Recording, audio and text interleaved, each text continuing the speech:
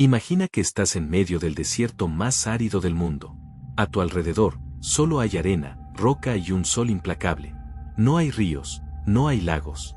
La vida aquí parece imposible. Sin embargo, hace 2000 años, una civilización no solo sobrevivió en este lugar, sino que prosperó.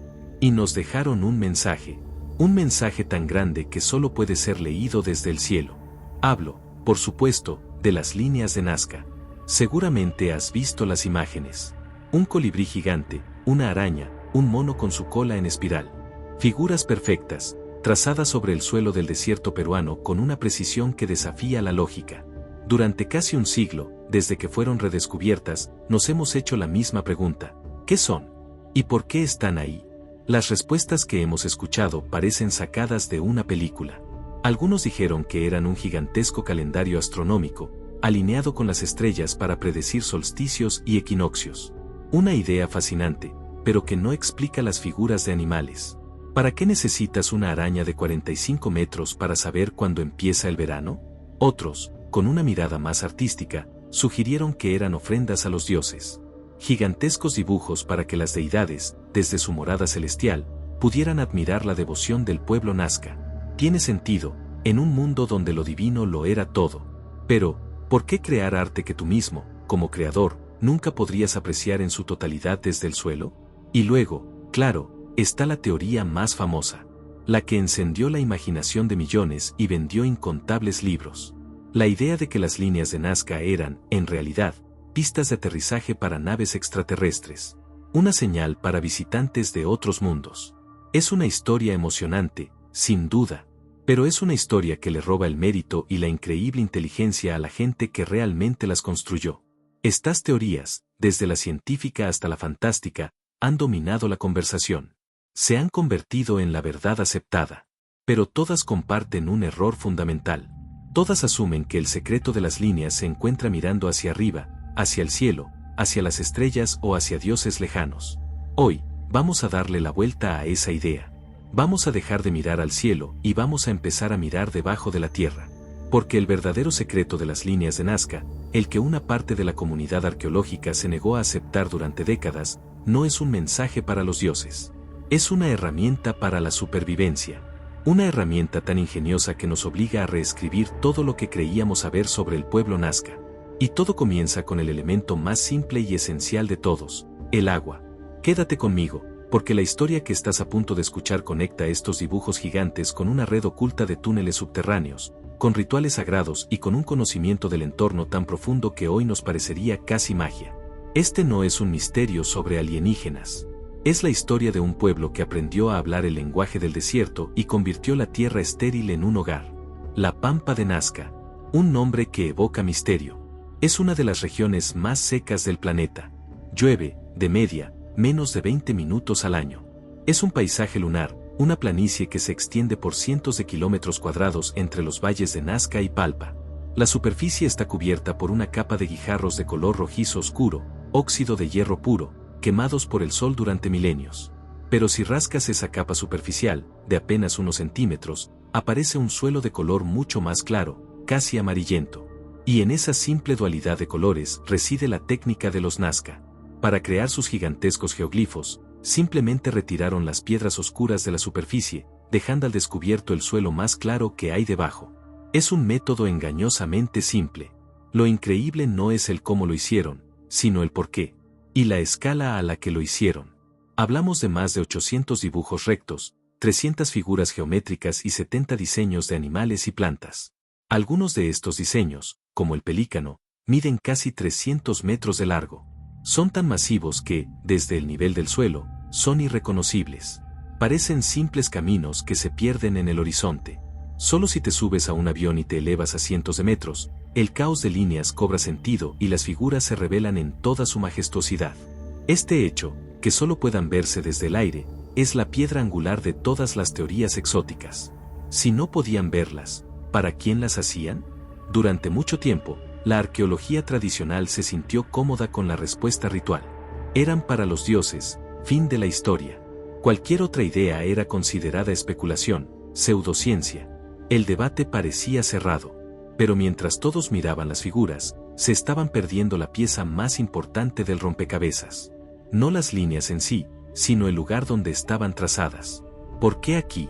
¿Por qué en esta pampa desolada y no en otra? ¿Qué tenía de especial este pedazo de tierra?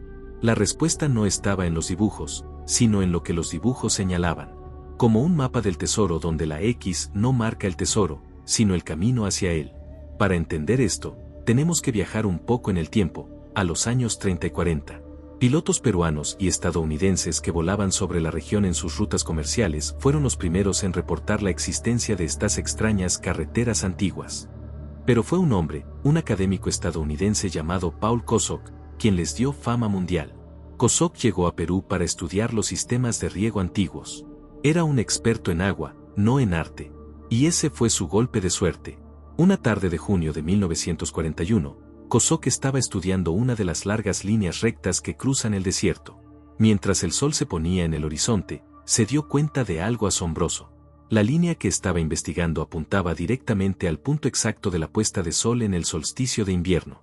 Su mente explotó. «El libro de astronomía más grande del mundo», exclamó. Fue él quien acuñó la teoría del calendario astronómico. Y por un tiempo, pareció la respuesta definitiva. Contrató a una joven matemática y astrónoma alemana que vivía en Perú, una mujer cuyo nombre quedaría ligado para siempre a las líneas, María Reiche. María Reiche dedicó su vida entera a este misterio. Más de 50 años. Vivió allí, en La Pampa, en una modesta cabaña.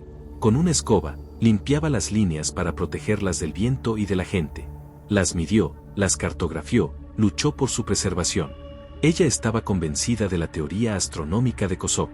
Para ella, las figuras de animales representaban constelaciones del zodiaco Nazca. El mono, la Osa Mayor. La araña, la constelación de Orión. Su trabajo fue heroico. Sin María Reiche, es probable que las líneas no existieran hoy. Se convirtió en la Dama de Nazca, una guardiana solitaria del desierto. Y su explicación, la del calendario celestial, se convirtió en la versión oficial. Era romántica, era científica, y estaba defendida por una figura casi mítica. ¿Quién se atrevería a contradecirla? El problema es que, con el tiempo, la teoría empezó a hacer aguas. Cuando se usaron computadoras modernas para analizar la orientación de todas las líneas, se descubrió que solo un pequeño porcentaje coincidía con eventos astronómicos significativos. La mayoría apuntaban a lugares aparentemente aleatorios. Y seguía sin explicar por qué necesitaban figuras tan elaboradas. La teoría del calendario no estaba equivocada del todo, pero era incompleta. Faltaba algo. Faltaba la verdadera razón de ser. Y aquí es donde nuestra historia da un giro. Un giro que nos aleja de las estrellas y nos hunde en las entrañas de la Tierra. Porque mientras María Reiche barría la superficie, otros empezaron a investigar lo que había debajo. Y lo que encontraron fue, en muchos sentidos, aún más impresionante que las propias líneas. A unos pocos kilómetros de las figuras más famosas, ocultos a plena vista, se encuentran los acueductos de Cantayoc. Son una serie de agujeros en espiral que descienden hacia la oscuridad, como ojos que miran desde el subsuelo. Los lugareños los llaman puquios. Durante siglos, se pensó que eran simples pozos. Pero son mucho más que eso. Estos agujeros son, en realidad, ventanas de ventilación y acceso a una vasta y sofisticada red de canales subterráneos. Túneles construidos por los Nazca hace más de 1500 años para captar el agua que se filtra desde los lejanos Andes y distribuirla por todo el valle. Es una obra de ingeniería hidráulica monumental. Canales que recorren kilómetros bajo el desierto, con una inclinación precisa para que el agua fluya lentamente, sin erosionar las paredes. Las paredes están revestidas con cantos rodados, y los techos, con lajas de piedra o troncos de guarango, un árbol del desierto increíblemente resistente. Los puquios, esos ojos en espiral, servían para mantener los túneles. Permitían bajar a limpiarlos y aseguraban un flujo de aire que ayudaba a mover el agua. Gracias a esta red, los Nazca podían practicar la agricultura en uno de los lugares más inhóspitos del mundo. Cultivaban maíz, frijoles, calabazas, algodón. Sostenían a una población considerable. Y lo más asombroso de todo, muchos de estos acueductos subterráneos siguen funcionando hoy en día. Llevan agua a los agricultores del Valle de Nazca, 2000 años después de su construcción. Piénsalo un momento. Una civilización que, sin herramientas de metal, sin la rueda, sin un sistema de escritura, fue capaz de construir una infraestructura hídrica subterránea tan avanzada que ha sobrevivido hasta el siglo XXI. Esto, por sí solo, ya es un legado increíble. Pero durante décadas, los arqueólogos estudiaron los puquios por un lado y las líneas por otro. Eran dos capítulos diferentes en el libro de la historia Nazca. El capítulo del agua y el capítulo del arte. Nadie pensó en leerlos juntos. Nadie, hasta que algunos investigadores inconformistas empezaron a hacerse una pregunta muy simple pero revolucionaria.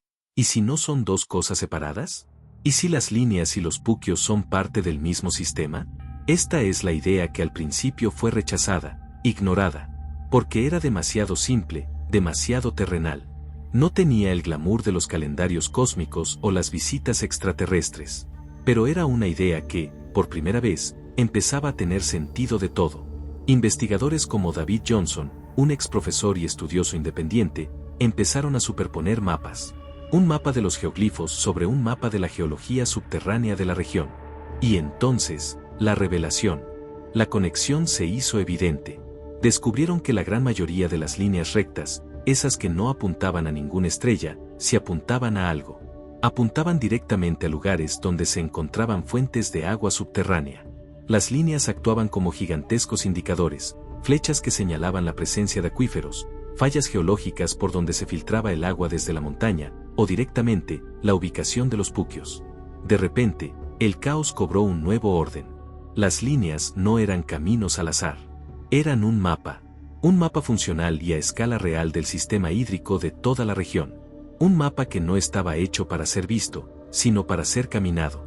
¿Y las figuras? ¿Qué pasaba con las figuras? La araña, el mono, el colibrí, el cóndor, ¿eran solo decoración en este mapa de agua?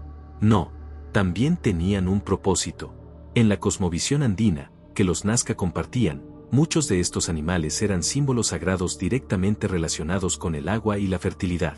La araña, por ejemplo, en muchas culturas antiguas, se asocia con la lluvia y el tejido.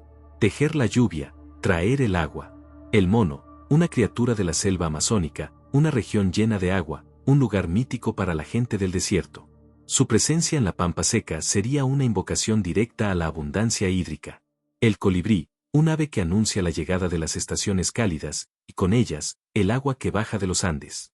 El cóndor, que vuela a grandes alturas, era el mensajero que conectaba el mundo de los hombres con el mundo de los dioses de la montaña, los apus, que eran los dueños del agua. Las figuras no eran constelaciones. Eran plegarias. Símbolos de poder. Tótems colocados sobre fuentes de agua subterránea como una forma de protección ritual, como un sello sagrado que marcaba el lugar donde residía la vida. Con esta nueva luz, la imagen completa empieza a formarse, y es sobrecogedora. Imagina a un sacerdote o chamán Nazca. Su comunidad depende del agua que fluye por los canales ocultos bajo sus pies. A veces, el flujo disminuye. La sequía amenaza. Hay que pedirle a los dioses de la montaña, a los espíritus de la tierra, que liberen el agua. ¿Cómo lo haces? No escribes una carta. No rezas en un templo cerrado. Realizas una ceremonia. Una ceremonia que involucra a toda la comunidad y a todo el paisaje. Empiezas a caminar. Sigues una de las largas líneas rectas. No es un paseo sin rumbo. Es una procesión. El acto de caminar sobre la línea, de forma rítmica, quizás cantando, quizás en un estado de trance, es una forma de activar la línea.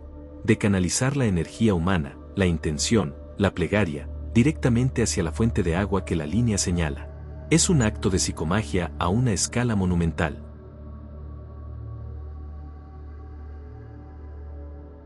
Al final de la línea, llegas a un lugar donde hay una figura. Un trapezoide gigante o quizás la figura de la araña.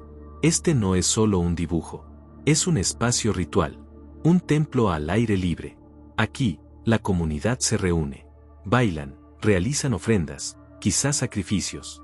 Caminan por los contornos de la araña sagrada, reactivando su poder simbólico, pidiéndole que interceda, que traiga la lluvia, que asegure que el agua siga fluyendo por las venas ocultas de la tierra. Las líneas de Nazca no eran para ser vistas desde arriba. Eran para ser experimentadas desde adentro. Eran escenarios para los rituales más importantes de la sociedad Nazca, los rituales del agua. El suelo del desierto se convertía en un texto sagrado que se leía con los pies. Esta teoría, la teoría del agua, lo explica todo de una manera elegante y profunda.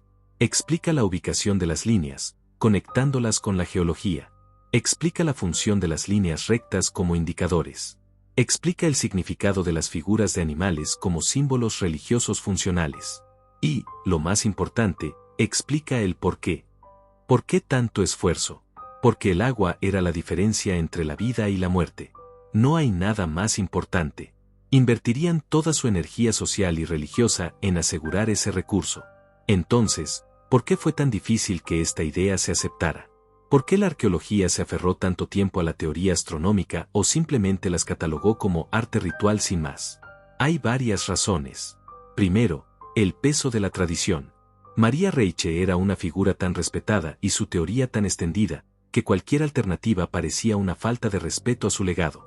La ciencia, a veces, también tiene sus dogmas y sus figuras intocables. Segundo, la especialización académica. Como mencionamos antes, los expertos en geoglifos no eran expertos en hidrología. Y los ingenieros que estudiaban los puquios no eran expertos en iconografía religiosa. Cada uno trabajaba en su propio silo, sin ver el panorama completo. Hizo falta que gente de fuera, con una mirada interdisciplinaria, conectara los puntos. Y tercero, seamos sinceros, la teoría del agua es menos sexy. No tiene el misterio cósmico de las estrellas ni la emoción de la ciencia ficción de los alienígenas. Es una teoría sobre la Tierra, sobre la gestión de recursos, sobre la increíble inteligencia práctica de un pueblo antiguo. Es una historia sobre ingeniería y fe, trabajando juntas. Es, quizás, una verdad más humilde, pero infinitamente más poderosa. Porque nos muestra a los Nazca no como unos dibujantes obsesivos o como los recepcionistas de una visita galáctica, sino como lo que realmente fueron, maestros del desierto. Sobrevivientes. Ingenieros, astrónomos, sacerdotes y artistas, todo en uno. Entendieron su entorno a un nivel que nosotros apenas empezamos a comprender. Sabían que el agua subterránea no era un recurso pasivo, sino algo que debía ser gestionado, respetado y venerado. Las líneas y figuras eran la interfaz entre su mundo físico y su mundo espiritual. Eran el software que corría sobre el hardware de los puquios. Un sistema integrado de una complejidad asombrosa. Cuando caminaban sobre una línea que apuntaba a un acuífero, no solo estaban siguiendo un mapa. Estaban participando en un diálogo con la Tierra.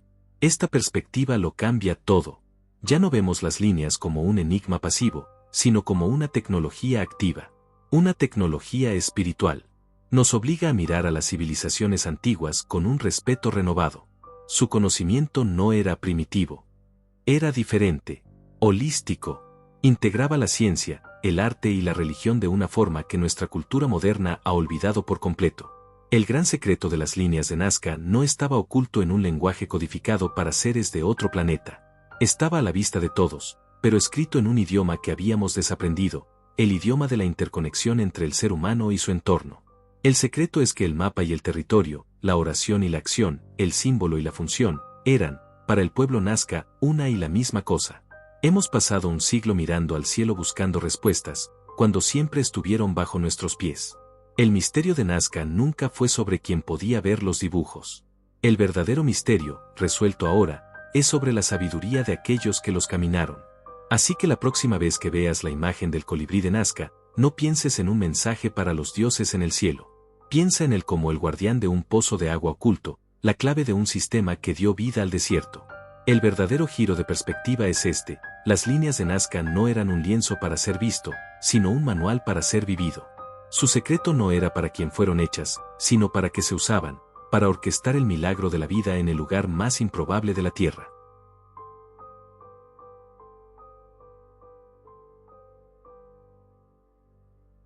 Si este viaje al corazón del desierto cambió tu perspectiva sobre lo que una civilización antigua podía lograr, imagínate cuántos otros secretos de la historia esperan ser contados de la manera correcta. La misión de este canal es precisamente esa: desafiar las versiones oficiales y redescubrir la increíble genialidad de nuestro pasado. Pero no puedo hacerlo solo. Si te ha fascinado esta historia, por favor, regálanos un me gusta. Tu like es una señal para el algoritmo de que este tipo de contenido profundo interesa, y ayuda a que esta historia llegue a muchas más mentes curiosas como la tuya. Y si no quieres perderte nuestra próxima expedición a los enigmas del pasado, el paso más importante es suscribirte. Al hacerlo, no solo apoyas al canal, te unes a una comunidad de exploradores de la historia. Asegúrate de activar la campanita de notificaciones, porque esa es la única forma de que YouTube te avise cuando zarpemos hacia la siguiente aventura. Gracias por dedicar tu tiempo y tu inteligencia a este misterio. Nos vemos en el próximo capítulo oculto de nuestro pasado.